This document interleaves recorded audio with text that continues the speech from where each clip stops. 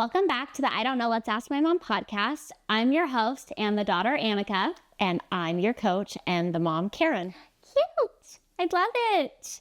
Let's all just take a little peek at the fact that my mom has her cute hydro jug here. It makes me really sad that I only have a Stanley. I'm so out of it. I'm so out of the times, Mom. This is so sad. You're just so in. You gave this to me. Right. And she gave it to me because she's hinting what she wants for her birthday. It's like, whenever I get a birthday present from Annika, it's like, That's not true. this is what I want in 2 months. That's not true. But I like it. I like it. I don't do that on purpose, but I do tend to give gifts that I would want. It's not classy. I don't think that's a very classy. It's great. It saves me a lot of Isn't it cute? mind reading. Oh, gosh. Hey, but now I know what I'm getting for my birthday. That's good. Okay, let's hop into the episode with a Q-tip. Quote tip of the day. The day is, it's a warning. Okay. It's like a brain warning. It's like a label that we should like read about our brains. Okay. I like it. Your survival brain will always overemphasize what you do not have because it's designed for you to feel scarcity. And it will undervalue what you do have. Really important warning label. Yeah. If you're going to be a human and you're going to try to figure out how to work with this survival brain, you're going to need to know that's what it does. Yeah. Okay. So if you're especially going to be someone who's going to go on social media, you need to know that, right? Mm-hmm. Like I would say, like if you have a kid who's getting ready to so true. start like old enough to have social media, you need to teach them that. Your brain is going to always show you what you do not have. And it won't even let you remember what you do have. Yeah. Great example is kind of like what I just did. Kind of. But honestly, with the hydro jug and I had that chosen before. Just say no. Okay. I'm not calling you out. She said, I have the perfect quote for you. Let's talk about Annika's survival brain. You're reading that and I'm like, wait a second. This seems really familiar. Okay. Let's hop into an episode. Let's hop into a story. Okay. I found this on social media.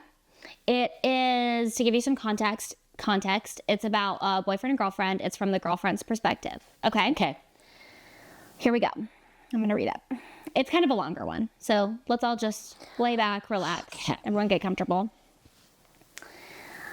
Okay. It's a girlfriend talking about her and her boyfriend. She says, "We have been dating for over 1.5 years, and it is a long distance relationship. He is 6 hours away from me. Despite the distance, it is the best relationship I have ever been in. It is also the longest relationship I have ever had. I love him. He loves me." Great to know.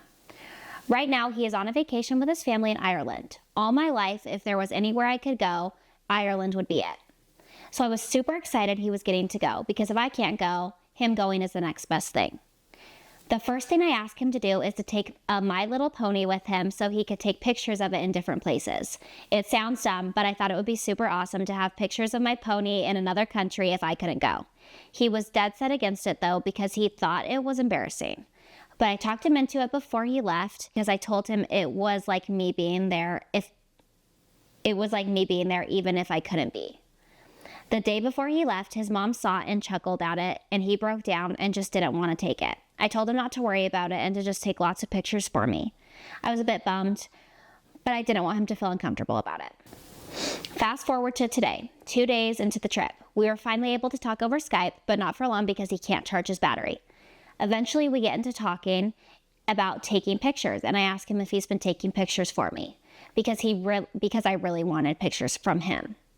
He tells me no, that he doesn't feel like taking pictures, but his dad is, and I can look at the pictures that his dad took when they get home. I tell him I don't want to look at pictures his dad took. I want him to take pictures for me. And he won't do it, and I can't understand why, and I'm getting upset over this, and I don't want to look at his dad's pictures. She says, between him not taking the pony and not taking pictures at all, I'm left feeling like he doesn't care at all. I know it's pretty childish, all of it. I don't know if I'm being a crazy emotional woman or if I really should feel this way. It's just like he doesn't care.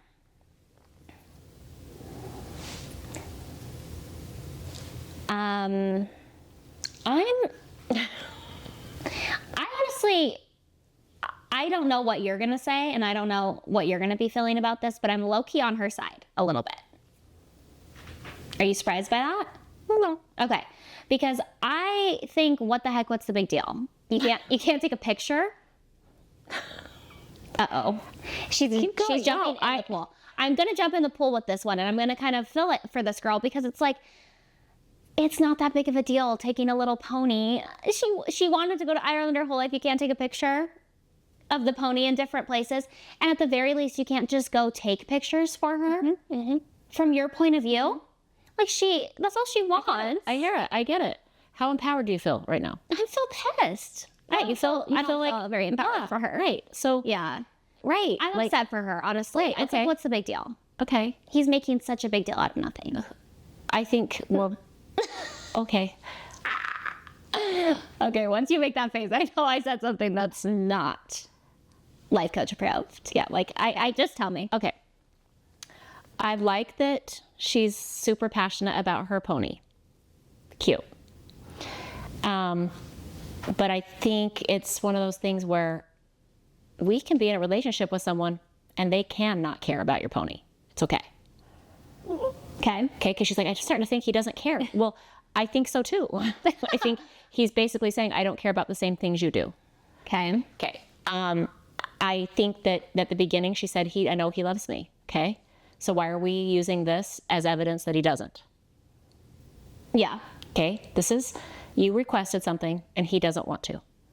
And I get it, right? Like it is not fun when people don't want to do the things we ask. It's not fun. Yeah. But we don't have to go all the way to like, they hate me or he doesn't care about me or he doesn't love me. Yeah. Okay. Sometimes people just don't want to do the same things you do. But it's like, why does he not want to do it? Well, I'm going to tell you why I think he doesn't. Okay. Because I think she even said, I asked him, he said no.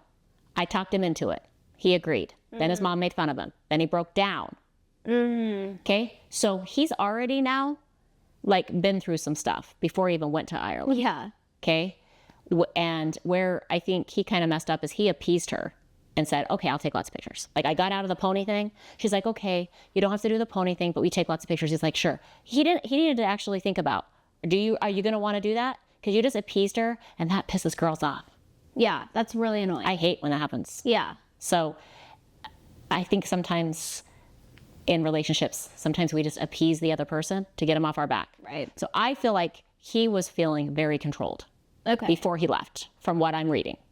Okay. So he's kind of like, how do you feel when someone's trying to make you do something you don't want to do? Not good. Okay. But what comes up? Resistance. Yep. Because guess what? That's true. All of us humans know we have agency, so we're going to fight for it. We might not even realize that we're fighting for it. We're kind of just being, like you said, he's being kind of a butt, right? Yeah. Like how hard is it? Well, he knows he has agency and he's just trying to use it. I don't feel like it. Okay, so, yeah. But what's happening is she's making it mean that you don't care about me. So now when her brain tells her that, it's not just like I really wanted my pony. Now I'm terrified. Because if this all means that you don't care about me, now I really need you to take the pictures. Yeah, now I really need you to prove to me that you care about me. Yeah, and now we're going into testing. Okay, I can see. Now she's testing. Okay. Okay, and all it needed to be was, he's not you. Stop expecting you from other people. And your fear is now you're trying to make this trip about you. Right. And did you feel that? I didn't. I've always wanted to go to Ireland. I didn't get to go, but at least he gets to go. And the pony is like me being there. Yeah, I think at the very beginning, what I would kind of hope I could help her see is like, this is not about you. This trip was about him and his parents. And you guys can be in a relationship that love each other. And you were testing to see if you're going to feel involved and included in this somehow. So there's something where you're not feeling safe in this relationship. Yeah. But you think if he takes pictures of a pony in front of a landmark, you're going to feel, but so what you're needing is control in order to feel safe. Yeah. So I would highly guess that this person might tend to be a controller. Yeah. But also like a lot of compassion for her because she's making it mean that. She's making it mean. If he doesn't take pictures, he doesn't care about me. Right. So you can see where all this fear and controlling is coming from. Yeah. But I would help her go back. I would want to help her go back and like, what are we making this mean? Because sometimes people just don't want to do the same things as us. And I think that he felt very pressured at the beginning with the pony. He appeased her, hoping it would all go away and that he could just go on a trip with his parents. I think there maybe needed to be a conversation of like, this is about me and my parents. I want to be present. Like I personally relate because I used to do photography. And when I would go on a trip, it's either enjoy the trip or take amazing pictures.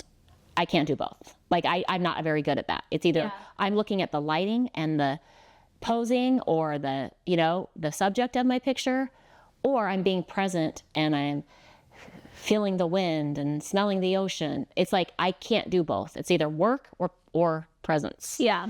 And so I'm just trying to be the devil's advocate here. He might have just wanted to be like, when you ask me, I'm triggered because you tried to control me before I left. So it might not even have to do with being the pictures. It is like an easy thing to do. Yeah. But I'm feeling very controlled. So I'm kind of fighting back right now. Okay. I think that her aggression put his defenses up. And if it could have been like, hey, if you get a chance, no worries. I would love it. But like, I want you to be present with your parents. Guarantee you would have got a picture. Because you felt fear and you let the fear drive your actions. And your result is, right? Like he's going to act like he doesn't care, just like what you thought. You're going to create that because you're going to push and push and push. Yeah, totally. Because my first initial reaction is, what is wrong with it? Like, how hard is it to take a picture? She's always wanted to go to Ireland. Like, you know what I mean? That's my initial reaction. And I felt for her. And it's like, you saying all of that, I do look back at the story and she is, why are you telling us this whole background of you wanting to go to Ireland? Like, obviously, was never just about, it could be a cute thing. Like, I know in your brain, it's like, it could be a cute thing to do to make him do that. But also, it's like, I don't think it was ever just that. I think it was, like you were saying, how do I involve myself in this? I think immediately her hearing he was going to Ireland probably triggered something because she's always wanted to go there. Oh, you're going there, I can't go with you. Like, and I get that. And I feel for her there. And she came up I didn't see it, though. Yeah, but she came up with a solution of how I don't have to feel jealous of this. Like, I feel like she was really trying to, like, I don't want to be jealous. I don't want to feel left out. She kind of came up with her own solutions. Yeah. But it's just, he didn't see how that would make you feel part of it. Yeah, he didn't. You know what I'm saying? Like you said, cute. Yeah. She's thinking, this would be so cute. Yeah, he didn't see it. He didn't see how that's cute. He just sees what a grown man holding a My Little Pony, right? Like, I mean, it shouldn't like really... She's so worried that he's not going to care about what she feels. But one of her results is she's not caring what he's feeling. That's true. That's a great point. It's hard though, because it's like, really, guy? Okay, but really, guy? Can we just go to the scenario of he does? Okay. Yeah. She nags, pushes. I will feel so loved if he sends me some pictures. Mm-hmm. So he gives in. He's like, oh, she's going to get mad. Sends it over. No spirit, no good vibe behind it. It's like a have to thing. How loved are you going to really feel when that energy is behind it? Yeah. And you get like one or two. And they're like, obviously no thought put into it because it's like a checklist now. Yeah. It's like, and I think in relationships, we do this quite a bit where it's like, I would feel this if they did this. I would feel so loved if he did this thing. And so you express it and it's like, then your brain gets fear involved. And if he doesn't do it, then I'm never going to feel that. When you could have just realized you could have gone to another, like a memory, or like you're in charge of when you feel that. Yeah. And when you push and push and push someone and try to control them, they might do it. But whenever I've done that, not that I have. We're perfect over here. Not that I have, but I'm just saying. Right. Hypothetically. When I have pushed someone to do something so that I could feel a certain way, and then kept pushing, and then it happens, for some reason, it just doesn't hit. Because I know I made them do it. Yeah. And it just doesn't make me feel as loved as I thought it was going to. She's And like, so- she's thinking she's going to feel so loved once he does it. But she doesn't realize if he actually was to do it now, it's like, he doesn't want to do it. You're not going to be feeling that. Yeah. I'm going to share like a little tip that you could do in this circumstance. Please. That has helped me a lot when, hypothetically, a loved one isn't thinking along the same lines as I am or handling something along the same lines as I would. I see myself judging and getting some fear, and I'll say, I just kind of, it's taken a while to get this thought retrained into my brain. Okay. But I think I love me for letting him be him.